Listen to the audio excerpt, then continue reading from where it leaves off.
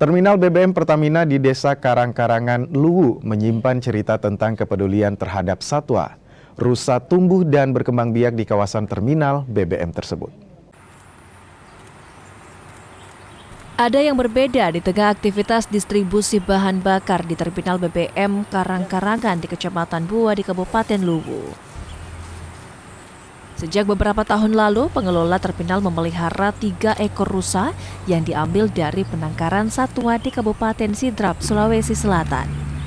Setelah berkembang biak, kini jumlahnya menjadi 20 ekor, terdiri dari 5 jantan dan 15 ekor betina.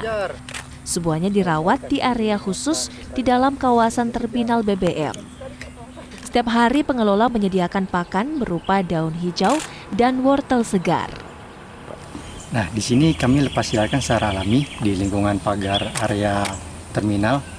Jadi mereka cari makan sendiri di sini, walaupun kami kadang bantu dengan wortel ataupun kami babat rumput kita berikan ke mereka. Selebihnya sih mereka cari sendiri. Keberadaan rusa di kawasan terminal BBM Karang-Karangan menjadi bukti bahwa aktivitas industri pelestarian lingkungan dan satwa bisa berjalan berdampingan.